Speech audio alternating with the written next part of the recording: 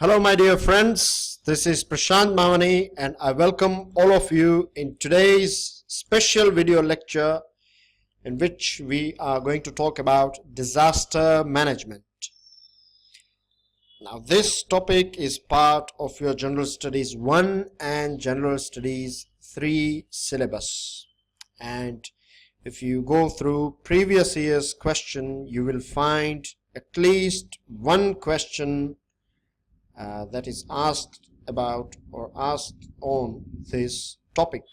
So it becomes important for us to understand how disaster management works, what are the solutions that are applicable, and many of the things about disaster management can be learned from Vardah Cyclone. So let's move on.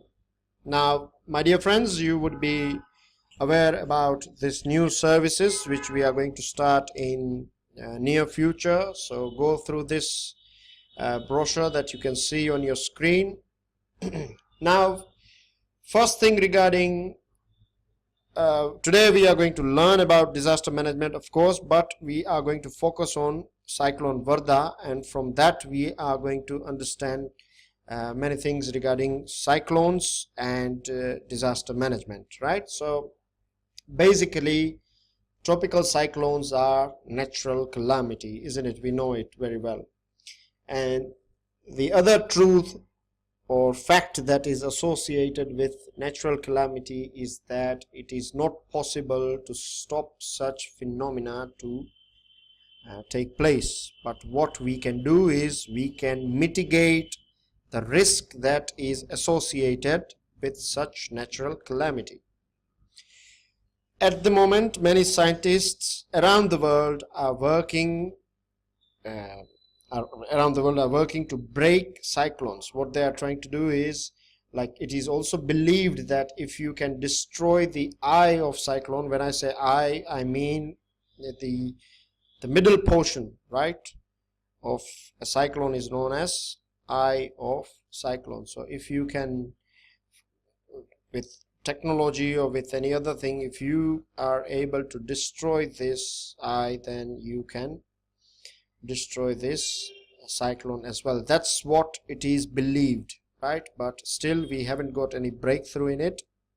Scientists are trying to do this with help of drones. There are many countries, right, in which experiments are going on regarding artificial cyclones are created, and after that they are trying to break the eye of this cyclone. And one of the reason, because there are many countries that are falling within the risk zone of tropical cyclones. Now, how tropical cyclones originate? Now, tropical cyclones originate and intensify over warm tropical water. This is your thing for understanding. Warm tropical water. Naturally you will find warm water in tropical belt, isn't it, and in tropical area. That means this is your Tropic of Cancer, this is your Tropic of Equator, and this is your Tropic of Capricorn. This whole belt, this is the part of the earth where you find hot tropical water, particularly over here, this belt here, which is known as equatorial belt, you find hot tropical water, and this is origination point of cyclones. Large water flow, it requires large water flow. Now if you observe Bay of Bengal, right, this is our Indian peninsula, and this is this whole area right here. This is your Myanmar, this is our India here, right? So if you observe this portion, you find it is a huge flow of ocean, isn't it? It requires Coriolis force, right? I am going to provide you a special lecture. Of course it would be in geography when we study geography, but to understand Coriolis force right now, these are two parts of Earth. This is our northern portion and this is our southern portion, and Earth is rotating from west to east, right? It is moving in this direction. From west it is moving towards east. So how Coriolis force works is, because it is rotating, anything, if a plane is leaving or departing from North Pole, and if it wants to reach, say for example, India, right, then by the time plane will reach here, India would have been traveled over here. This is just a small example which I'm trying to through which I'm trying to explain you how Coriolis force works, right? So anything that is traveling from northern side, right, will naturally have a Coriolis force, and it will travel, it will reach somewhere here, and something traveling from south will reach somewhere over here, right? And when we'll study wind patterns, we'll find that over here you have convergence belt. That means all the winds from south will move towards left side, right, and all the winds that are traveling from north will move towards its right side, and they will meet up here, and that also because of Coriolis force. Moving on, it requires small variation in vertical wind speed, pre-existing weak low pressure. Now this again is an important topic to understand. This falls within geography, so we are going to talk about it later on. Upper divergence above the sea level system. This point number 1, 2, 3, 4, 5 and 6. These are 6 things that are required for tropical cyclone to originate, right? Moving on. Now let us look at recent study results on cyclones. Journal of Earth Science and Climate Change, right? Journal of Earth Science and Climate Change has found that after an analysis that on cyclone indicates that rising sea temperature has increased the frequency of cyclones in Bay of Bengal area. Now if you are asked a question regarding cyclone in prelims, that what are possible reasons for origination of cyclone in Bay of Bengal area, right, or why we find frequent cyclones in Bay of Bengal area, then one of the reason is rising sea temperature, right? And why this sea temperature is rising? First of all, this area is below 23.5 degree north. That is Tropic of Cancer, isn't it? It is below Tropic of Cancer. That means it is already in torrid zone, tropical zone. So naturally temperature is going to be bit high. But apart from that, there are other things as well that are increasing the temperature of sea water, which we are going to talk about later on. In Bay of Bengal region, more cyclonic disturbances are now intensifying into tropical cyclones. Disturbances are intensifying into a cyclone, and the frequency of severe cyclones has increased. Remember, the frequency of severe cyclone has increased at a faster rate compared to the total frequency of cyclones. These are very important points. Numbers have not changed, but the severity has increased. That means the number of cyclones, say for example, if you have 10 cyclone a year, then that number has not changed, right? But the intensity has been higher. It has the low intensity one. The cyclones that used to be low intensity one, now they are becoming severe or extreme or hyper. Data of 122 years was analyzed for North Indian Sea for coming out for this result.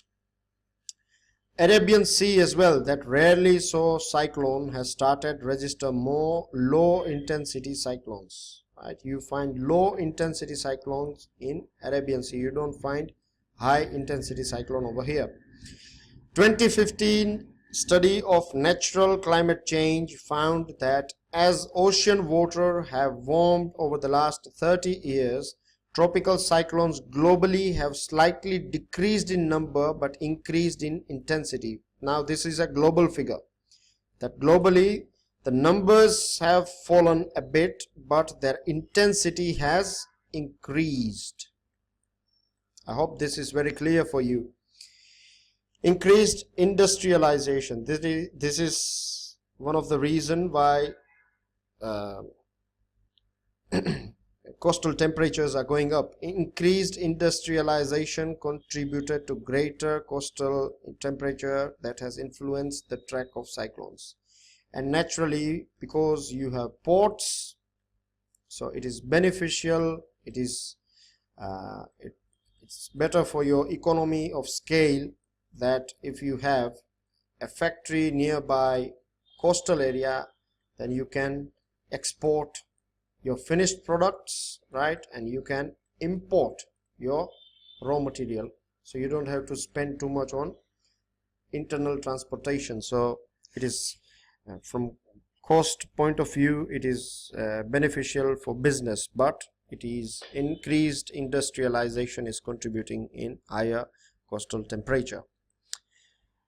Now let us look at cyclone Paradip that took place in Odisha in 1999. Things have drastically, now we are moving more towards, once we have now so far we have understood basic things regarding cyclones, and apart from that we have understood the global scenario and intensity and things like that regarding cyclone. Now we are moving towards gradually we will move towards disaster management. So things have improved drastically since 1999's Paradip cyclone. It was a super cyclone.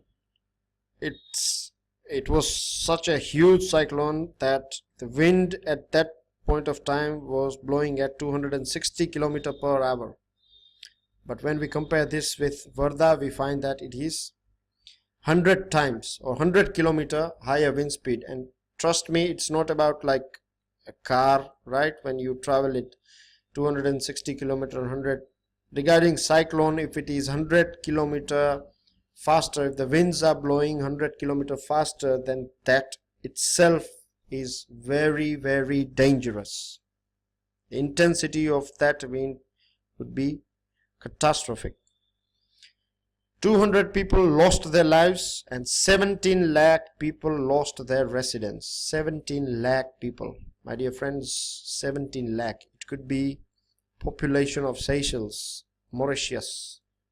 17 lakh people lost their lives. Other damages of property and crops is, you cannot calculate it. Now let's get back to Vardah. Now this is 8th major cyclone that has hit Indian subcontinent, and in many aspects Vardah is one of the most dangerous.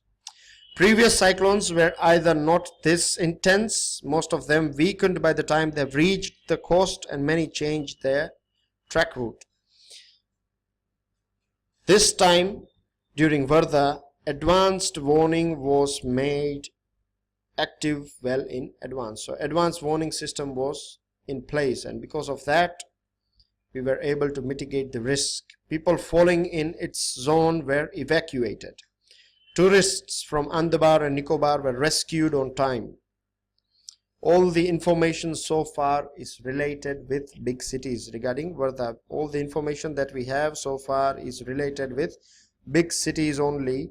We still do not have clear data about small fishermen hamlets, right? Small villages. We don't have any exact data on this one, but within few days time things would be very clear, because rescue operation and relief operations are on at the moment. So we'll find more about Vardah and its damage and all these things in near future.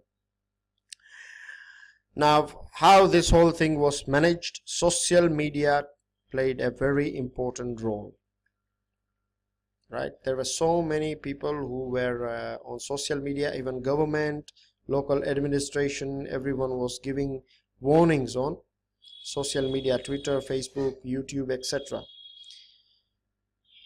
Cautionary advices or advice put on social platform has played a vital role in reducing damage. Do you know, even celebrities like Rajnikant, right? Rajnikant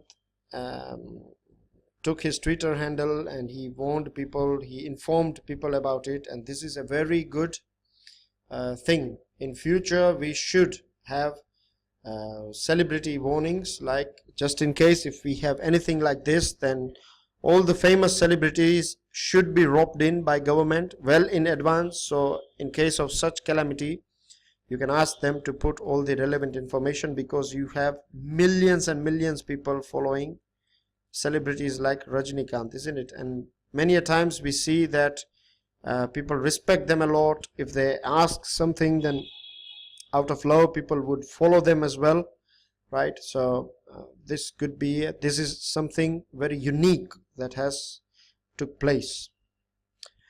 Community services played a vital role as well. There were many people who were making groups, right, social media groups, and there were many people who were helping administration with rescue and relief operations. They were providing food, medicines, and all the other necessary items, clothes, right, for ladies and children and elderly people. So community services, India should develop